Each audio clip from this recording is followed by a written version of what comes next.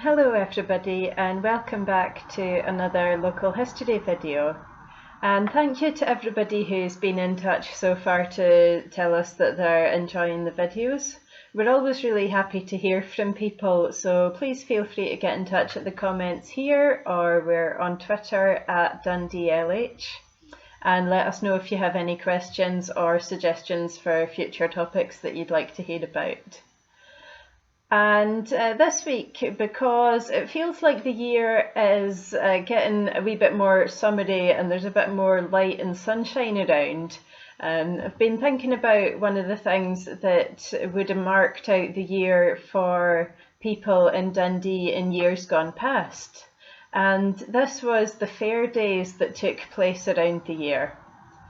And there's evidence of Dundee having had a regular fair from as early as the 13th century, which is quite early compared to a lot of other Scottish towns and cities. And it suggests that Dundee was quite an important market town in the medieval times. And fairs would come at days in the year where people were likely not to be at work, so traditional religious holidays. And in Dundee, one of these dates was Lady Mary's Fair, which took place on the 15th of August. This was dedicated to St Mary, who's the patron saint of the city. And this fair continued to go on well into the 20th century, and it was last held in 1933. And one of the other big fairs for Dundee was the Stobbs Fair, which took place in July. It was established by the 1700s, I'm not sure exactly when it got started, but this was held on Stobbs Muir, which was an area of common land in Stobbs Well. And one of the other sort of potentially relevant things about this bit of land at the moment was that was traditionally used as a quarantine area for people who were suspected of having the plague as well. And there were fairs that would go on around Dundee in the towns and villages surrounding the city as well. And fairs had sort of a range of different purposes. So officially they started out as times for farm workers and domestic servants to find a new place to work. So they would have one post for, say, 6 months, and then they would find a new job if they didn't like the one they had at these fairs. And there were times for farmers to sell cattle and horses. And also there would be lots of other sort of merchants and small vendors selling their goods at fairs as well. But because they were a rare day off for people, they were an important holiday too.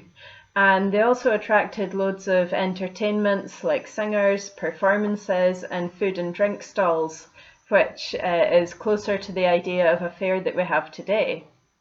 And there was also very little policing at fairs in these early days. So things did sometimes get a wee bit out of hand. For example, at Stobbs Well, there was a pub known as the Stobbs Toll House, which was set up mainly to sell whisky and beer to fairgoers. And people would bring their own drink as well, and emotions could run quite high. So the days became known as fechten fairs. And the most common fights to break out were between the farm workers coming in from the countryside and the city folk who lived in Dundee.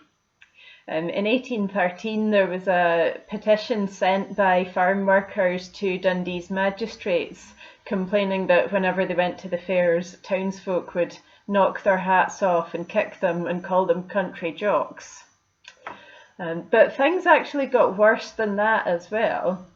During the Napoleonic Wars at the beginning of the 19th century, you would get press gangs going around fairs using this as an opportunity to trick or force drunk men into joining the army.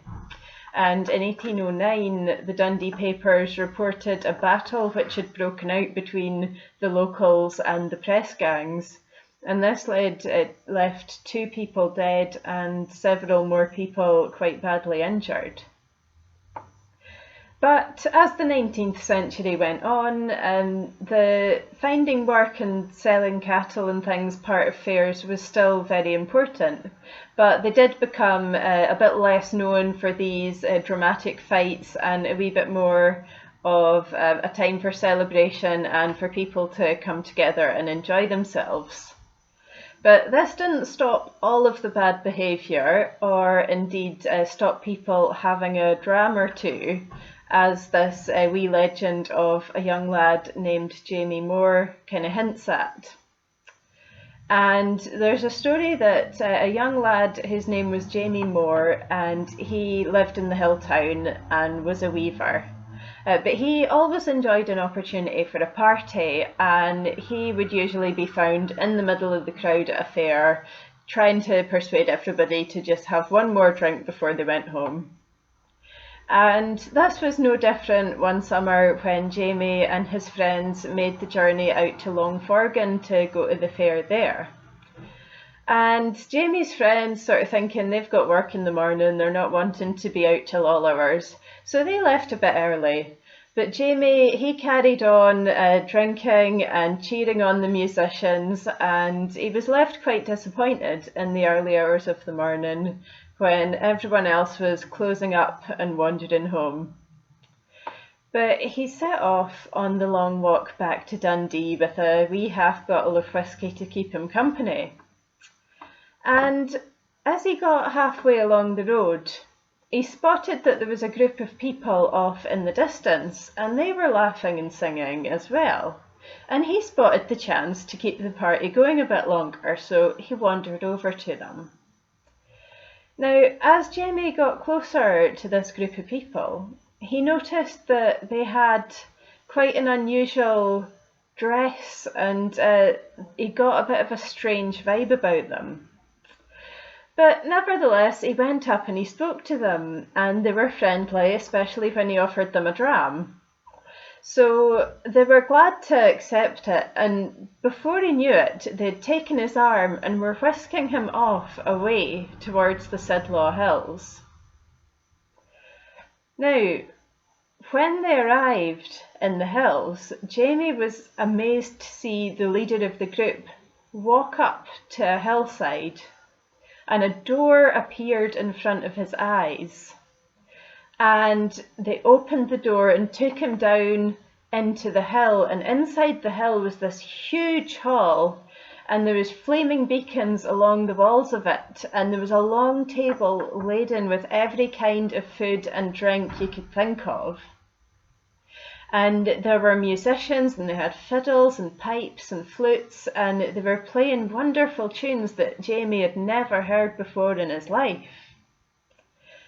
He had been taken into the land of the fairies, which was always said to be hidden beneath the Sidlaw Hills. And they feasted and danced and mostly drank the night away. And that was the last thing that Jamie could remember until the next day, when he was being shaken awake by his worried friends who had found him. And they'd found him lying in a dreadful state on a slope at the back of the law. And Jamie swore blind that his story was true, and that the fairies, he could only assume, had kindly dropped him off halfway home at the end of the night. And if you believe that, you'll believe anything. But there have been stories about the fairies having their homes inside the Sidlaw Hills for a very long time. People used to be worried that the fairies might creep out of the hills into towns and villages and steal away their babies when they were young. And there is also a story that the name Sidlaws itself comes from the Gaelic she, which means fairies or sacred. And in particular, the fairies are said to live around about where you see cairns dotted about in the hills. So if you're lucky enough to live close enough to the Sidlaws to be walking there this summer, keep your eyes peeled, because you never know what you might see.